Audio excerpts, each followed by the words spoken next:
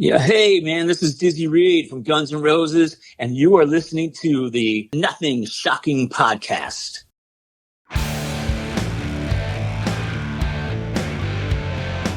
Want to know what's going on in the world of music? Then tune in to the Nothing Shocking Podcast, a non-genre based, all-ages friendly rock and roll program. Join us weekly for interviews with all your favorite rock stars from the mainstream to the underground. You can find us at nothingshocking.libsyn.com or anywhere you download podcasts.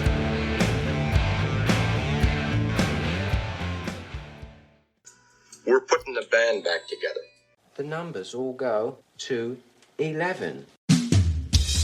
I'm talking about bands that rock. Led Zeppelin. What about Sabbath? AC/DC. Motorhead. Does that mean it's louder? Isn't it any louder? Well, it's one louder, isn't it? We're not worthy. We're not worthy. Why don't you just make 10 louder and make 10 be the top number and make that a little louder? These go to 11. I get up off the ground and raise my head. Days like this, think I should be dead. One for Satan, two for me. Let's cheat the devil, it's fun, don't you agree?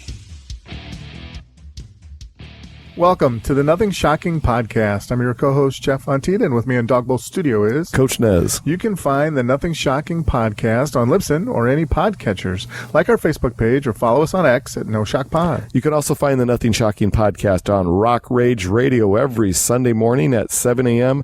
Central Time. Our sponsor is Big Strix Vinyl Records and Sports Cards, located in Rock Island, Illinois. New, vintage, and previously owned. You can find it at Big Strix. We would like to thank the Hong Kong Sleepover for allowing us to use their music. For our intro and bumper ending, tonight's guest is Dizzy Effin' Reed from Guns N' Roses. And Hookers and Blow. Yeah. Well, promoting his second solo album, Rock and Roll Chose Me. Out now on 50Q Records. Yeah. Hey, let's get to that interview. All right. Good night. Good night.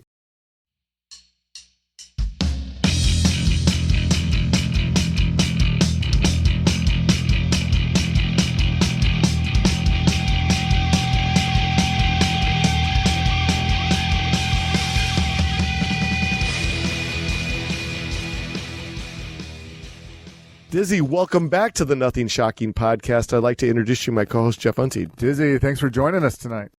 Will there be a shot of Jaeger waiting for me after this? Trust me, if we could, we would love to have one with you. Well, it's a work night, so no. Oh, man, thanks for having me again. Yeah, we are so excited to have you on, so let's get right into this. On August 22nd, you released your second solo album, Rock and Roll Chose Me. Can you give our listeners an insight to this new Dizzy Reed solo endeavor? Oh, well, on the 22nd, we released the vinyl. Yeah, we put out a special pre-order for the special edition orange vinyl, and they're all autographed, and there's a sticker and a poster for anyone so inclined. So that came out on the 22nd, and those can actually still be ordered if you don't mind me saying so. Via my Instagram, in my Instagram bio, there's an order. There's a link in my Instagram bio, which is Dizzy Effin' Reed. You can click on that or go to the 50Q Records website and click on that link. So there, I got that out of the way. So, well, I just wanted to talk a little bit more about the insides of the creative process of this new album. Oh, yeah, okay. It was the whole thing kind of started when I did my first record. My friend Jason Mazilis mixed that record, and he gave me a good rate. But one of the deals was that he would get to record my next record. So that's kind of how that started. There's me like going, I do want to make a second record, and I do have some material for it, and so I'm going to do it. And working with him was great. He's a fantastic. He's such a good sound engineer that he actually had a contract with NASA, and he helped pick out the microphone that's on Mars. Oh, cool. Wow. Nice. So he has a good ear. Yeah. And he's also very talented. He plays guitar on a few of the songs on the record. So him and I dove into this. I got all some songs that I really wanted to finish and put out there. And a song or two that has been around for a long time. Like Contact is like 20 years old or something. Oh, cool. And I wanted to, it was going to be on the first record, but we didn't have enough space really. So, it ended up great on this record. And so, yeah, that was, luckily we had a little extra time to record when, COVID hit. So that helped. Strangely, it helped. That's that silver lining, that blessing. Absolutely. Yeah. I love hearing stories like that where you find out a song's more than 20 years old and, not all recorded just for the album. I guess talk a little bit more about that Contact song. A bit more about Contact. Well, it's a song I wrote over some tough relationship issues I was having that were very deep, very, very deep, which, it's and I have kids too, so there was that, and anyway, so I wrote the song on like acoustic guitar and I recorded it. And then I went over to Del James's house and I go, dude, I like this song. I think it's really good. I think people are going to like it, but can you change the lyrics for me? Because if I have to sing these every day for the rest of my life, I'll fucking stick a knitting needle in my eyeball. So he did that. But at the end of the day, he's like, you're still going to know what it was originally about. I'm like, yeah, but as time's gone on, it's definitely meant to come out now. For whatever reason, it seems like it's just meant to come out now. Very good. Well, Born a Number is my favorite track on Rock and Roll Chose Me. It gives me those early Elton John vibes. Can you give us an insight to the creative process of creating that song? It's another thing where I had a guitar thing going, and I was starting to work on my computer, and then I came in with the piano and made it more about that, and added that boogie woogie stuff on the verses. It's really more like just going back to Chuck Berry and like Little Richard and Jerry Lee Lewis and that kind of thing, or the Stones when they get into that. More so than Elton. I didn't really think too much about Elton when I was working on that song. So I was thinking more like Billy Powell from Lynyrd Skynyrd. Mm-hmm. It was like probably I think one of the best rock players of all time. So it's a little, push to him. And yeah. Well, so Elton, I wish, he's in there somewhere. You kind of popped my bubble on that one, darn it. Oh, sorry. Go ahead, Jeff. The opening track's a banger, Revolution LA. Do you got a story behind that one? I just had a spark, and I had some lyrics that I had like the verses have been like kind of rattling around my brain for a long time. And I started the initial arrangement, and then I got together with Del James, and he came up with this concept of Revolution LA, and I thought, tell me more. And he handed me some lyrics, and I just kind of made it all work. I shaped it together. Fair enough. With this being your second solo album, talk about, the songwriting approach you took with this album. I mean, in regards to the evolution of songwriting to your debut to this album, has it evolved much? Is it changed much, or is it kind of still the same? I think it's kind of still the same. I think, I like to pick up the guitar and if I have an idea or just mess around, come up with something sometimes, and you go, oh shit, that could work for something. Talk a little bit more about, I guess, the maturity of your songwriting as the years have gone on. Has it changed much? Do you feel as though that you're the same songwriter you were, when the debut album came out? Has it changed at all? I think the process is generally the same.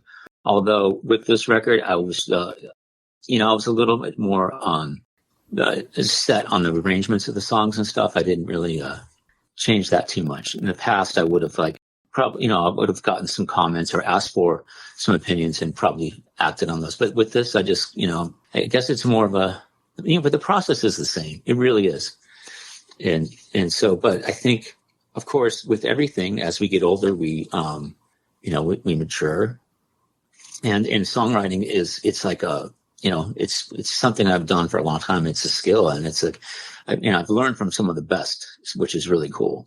But I think, it's about the same. And I think, but I think just the ideas, and some of the changes and definitely the lyrics, I think, I would say have progressed. Or I hope they have anyway. I hope people see it that way. Absolutely. Yeah. Well, I know on the website you have some lyric videos for Earn It to Burn It and DIB. Can you talk a little bit about your approach to the promotional videos? Do you hire it out, or do you get involved with that, or do you just say, hey, show me the final product? How does it work for you? Yeah, that's a good question. Actually, I sit on my computer and I fiddle around, and then it just spits it out. I'm just kidding. I can't. I have no idea. But these days it probably would, right? Yeah. It's like, just ask Chat or GPT or whoever. I have Grok. Say, hey Grok, make me a lyric video. Say, oh, that's a great idea.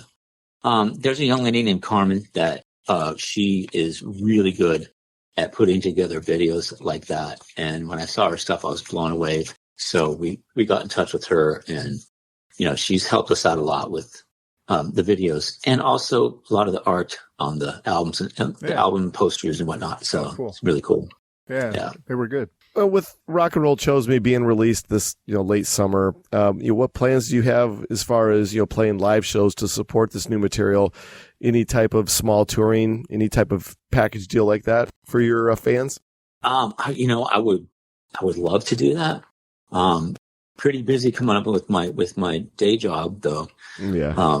We got rehearsals and we're going to South America, but I think one thing I'll probably do is that, like I did with my first record, if the guys will have me, is get Hookers and Blow to pick up, 3 or 4 songs from this record too and put them into the set.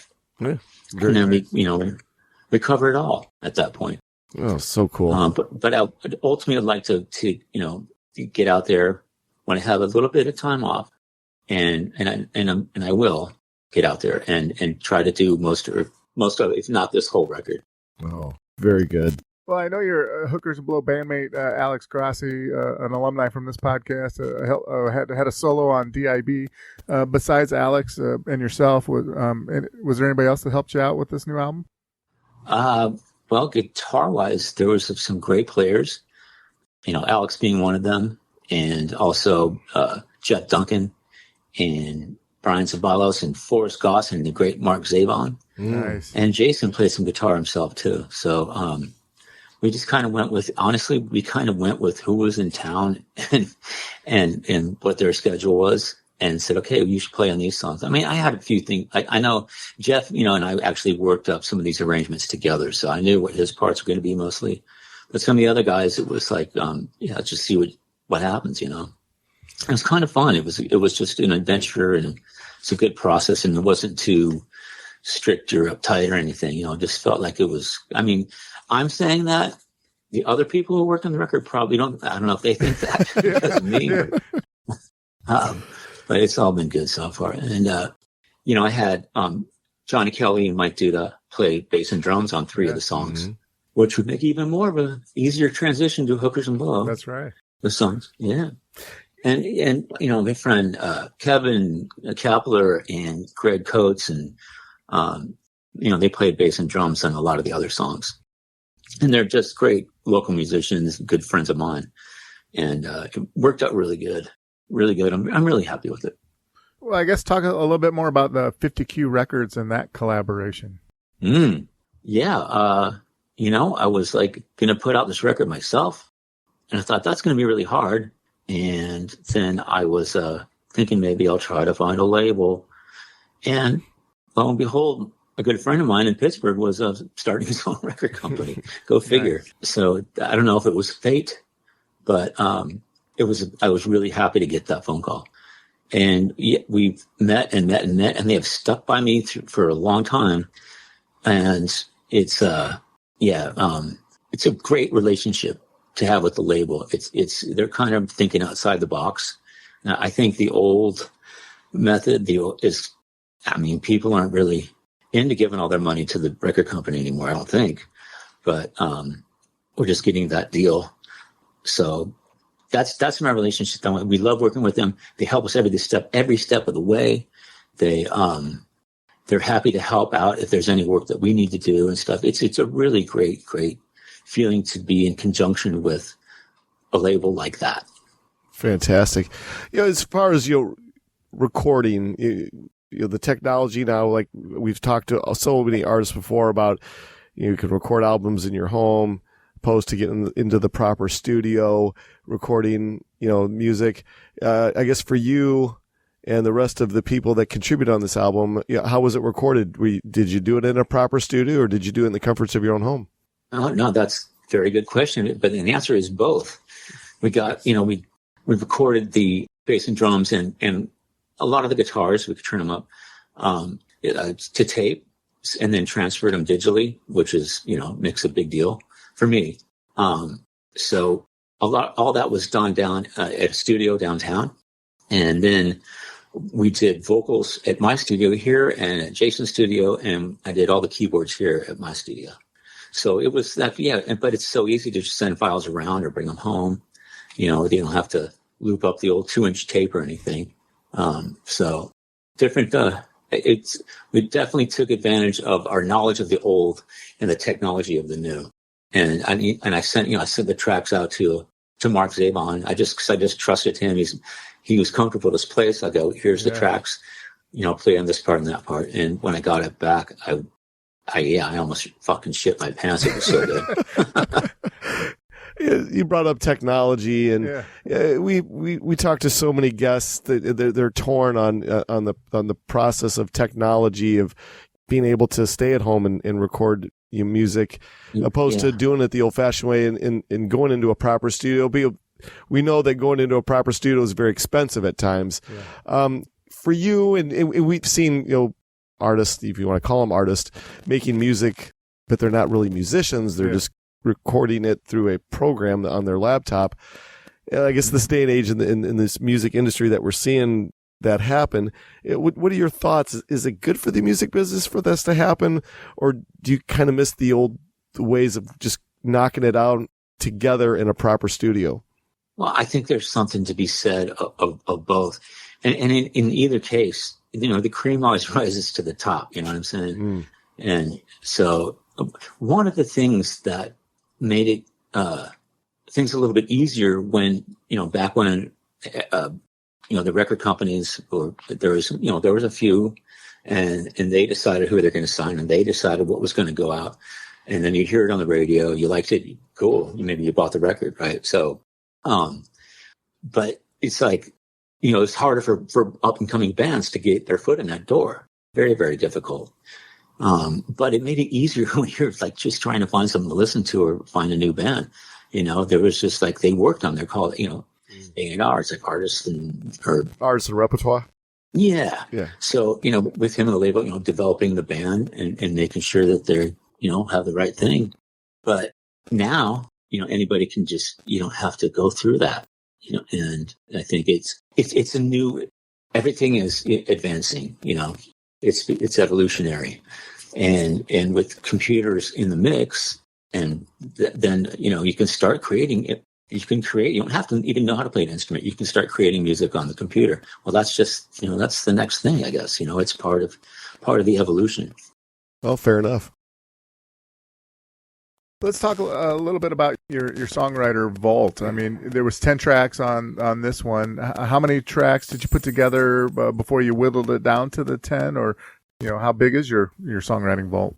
There's definitely some other tracks that I wanted to try to squeeze on here, and I wanted to do a 12-song LP like my first record, but some of these songs, the jams, the cool guitar jams, are a little too long, and we were getting worried that we couldn't fit another song or two on. But there's always a next record. That's right. With that being said, your first solo album, Rock and Roll Ain't Easy, was released in 2018, and I gloat on that album all the time on how much of a banger it is.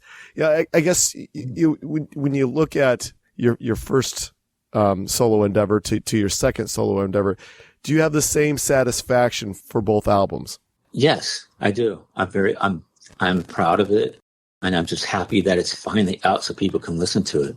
And yeah, I'm not gonna, I wouldn't pull the trigger and put something out unless I was with 1,000% into every aspect of it. With that being said, when you finally come down to, okay, this is it. Yeah. This album is done. how hard is it for you as the main contributor to your music to say, okay, I'm done tinkering, I'm walking away from this? Do you have those tendencies of wanting to go back to keep tinkering with things? I've often said that if I could go back to the very first time I went in the recording studio and was doing my lead vocal part and it was left up to me, I'd still be trying to get it right 40 years later. So that's a problem. But I have my partner and wonderful friend Naja to stop me. Talk some sense into me. So look, you've been working on it for a long time. I think it's fine. Why don't you walk away for a second and come back and listen? And the frustration ends and I go back and it's like, I guess it was good enough the first time. We always hear about artists that talk about, hey, that first solo album was so much easier to do because you've had your entire career to write those songs. Did you ever feel like you had that writer's block for that second album? Like, hey, it just didn't come as easy to me as that first one? I didn't get the writer's block, I mean, again, a lot of these ideas have been sitting around for a long time. Some of them just needed to be finished. I did write, work on a lot of the lyrics. But there's, right now, you can just look at your phone, go to the Apple News. It's like, there's a song. Oh, there's a song. There's a song. There's a song, flipping through the news. And I just, unlike the first record where, we ended up having me sing almost exclusively about lost love or something. I think every song was kind of heart, about getting heartbroken or something, which is great. It plays for good drama and people, can relate to that. Well, I want to learn more about Hookers and Blow. I mean, that band's it's been around for quite a while, right? Did it start in around 2003? I think I wrote. I think we had our 20-year anniversary show last time we played, which was a year and a half ago. Yeah. You guys got the one album, 2021 eponymous album or self-titled, some people call it. Just an all-out banger with covers from the Stones and Led Zeppelin and David Bowie, and I could go on and on. But could you talk a little bit about that band and that album?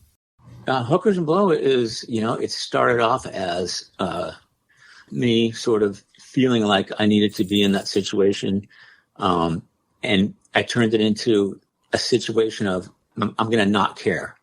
I'm going to do everything opposite that I've done my whole life up to this point when it comes to music, and trying to get a deal, trying to get, do this, do that, join that band, whatever. And then I became, let's do everything opposite. And at first, people were feeling that, I think I didn't want to be there, but because, their persistence and coming out to see us, it made me, I started to maybe take it seriously. We broke up a couple of times. We got back together. We did that twice in one night on stage. It's like a reunion show, and then we break up. It was crazy. But so it ended up being one night we were playing in Baltimore, and Alex's mom came down to the show, and afterwards she goes, "You guys are becoming a viable product." And then we kind of realized that we'd all been to rehearsal on time, and everything was seeming a lot better.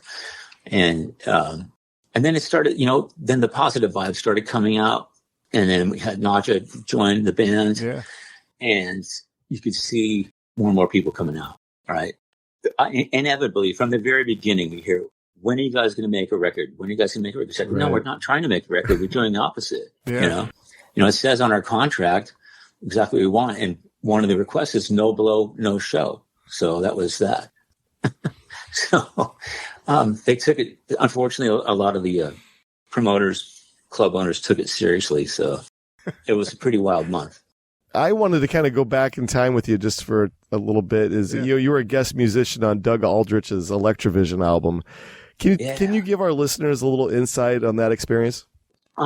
He was working with an engineer that we both know, and he got a hold of me through him and asked me if I would come play some Hammond on his record, and I absolutely said yes. So I remember walking up this long stairway, carrying my Leslie speaker up these stairs outside. It's like in the Hollywood Hills here, they have houses that are on the side of the hill. So it's like they have these really steep stairwells or driveways.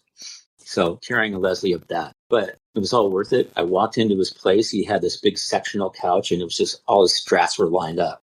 I'm like, whoa, that's impressive. And then he told me that he wrote a piece, especially for, hearing the organ in it. And it's so cool. It's called West Coast. Mm. Yeah. But that turned out really cool. It's great working with Doug. He's always been one of my, favorite players. And I just missed him in the Daisies. He came in right after I left. That's right. I forgot about that. Yeah. Well, in more recent, you also worked with Ricky Warwick on his album When Life Was Hard and Fast. Can you talk a little bit about that collaboration? Oh yeah, Ricky. Yeah. Just got a call saying we need some What You Do on a couple of songs. Yeah. And so I went down to the studio and they described it and I just laid it down. And, a lot of times people will have an idea, which is good, but then I'll hear the song and hear, something different. Like when I do sessions here, people can just send me, if you're listening, if you want some keys on one of your songs, just send it to, no. Anyway, so Ricky's such a good friend. He appeared on my first record and he wrote, This Don't Look Like Vegas and kind of gave it to me, which is pretty cool. So he's just great to be around and work with. We did a tour with the Dead Daisies opening for Black Star Rider. Yes. And he was doing that. And, so it was cool. Yeah, very cool.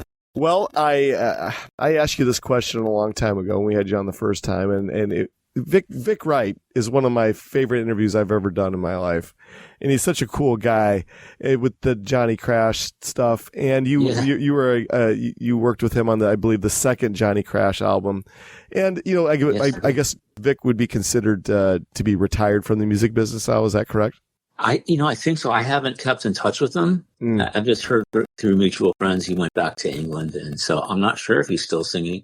He was a hell of a singer. He is a hell of a singer, and a great guy to be around. And he'd already sort of, he had some experience like a little bit before. So yeah, it was fantastic. I think it was Johnny Crash at first, and then they ended up changing the name like to the Real McCoys. Oh, okay. And I remember going up to the desert to do a photo shoot with them. I'm like, yeah, sure, I'll come along. I'm playing keys on it. I'll get in the photo, But I don't know what happened to it. We worked with some great producers, man. You did. Absolutely. So yeah. I got one last question for you, then we'll leave you alone for the evening. Sound good? Yeah, it sounds good. The gummy's starting to kick in. So, we all know that you're second to none keyboards pianist, and we know that you play guitar, and we know you're one hell of a vocalist. That's right. And all the other, spectrum of things that you do in the music business. But in this part of your career, I guess the question would be, where are you on the totem pole of, are you still the main thing is a keyboardist pianist, or do you think you consider yourself more of a songwriter now, or where does it all fall in the line for you as far as this part of your career goes? Well, just to be congruent with my day job, I am a piano player, keyboard player, but I think I look at myself as an artist as well, mm-hmm. and a musician, mainly, and that's how I would think of it. Yeah, it's so interesting as we interview heritage artists as time goes by. The pecking order of what's most important to them in their careers totally changes sometimes at times, and in others it stays the same all the way through their career. But we want to thank you so much for this opportunity. Is there anything that we left off tonight that you would like to plug or promote? No, I think I did at the beginning. I got it out of the way. Doesn't it feel better now? We don't have to do that. Yeah, absolutely. So, this is how things are going to work out. Jeff, the editing wizard over here, is going to get it all cleaned up, and we will get it to your PR person. And I can text you the link too when it's all cleaned up, and please share it wherever you possibly can. We'd really appreciate it. Yeah, please do. Yeah. Cool, man. Please do. And thanks for having me on. Great to hear from you guys again. And anytime. Yeah, it's been a pleasure. Dizzy, thank you so much. Thank you so much. We appreciate the opportunity. Right on, guys. Thank you. All right, we'll be in touch. Sound good? Yeah, sounds good. All right, man. Take care. Right. Good night. Good night. You too. Bye. Peace.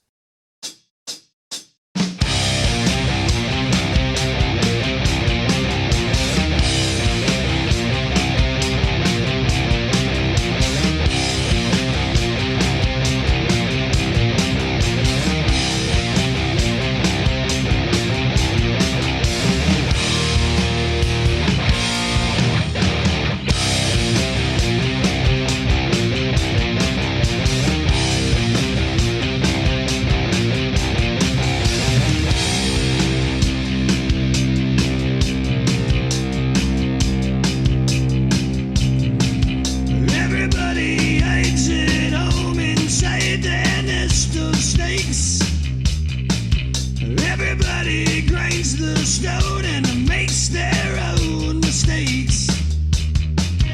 Hide in the headlights, fight the grip of fear.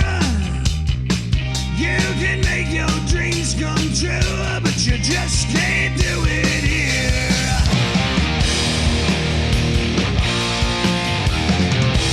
Hey.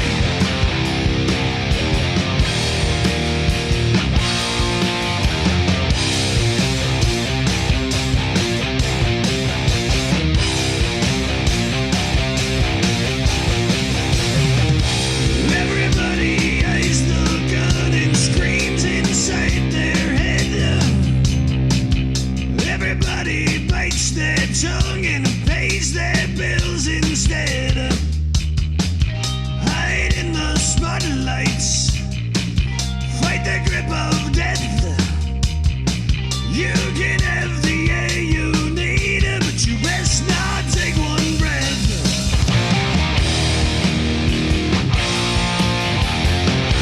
Hey.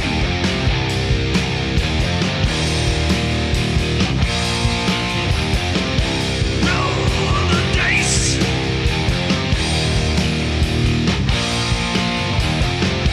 Take your chances.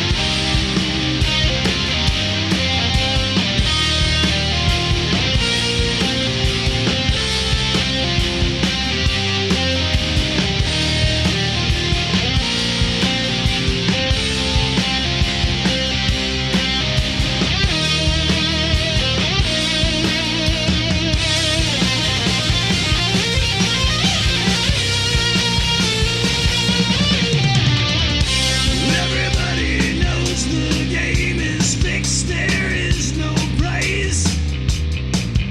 Everybody pulls the plug and says their last goodbyes. Move to the sunshine, fight the grip of nights. If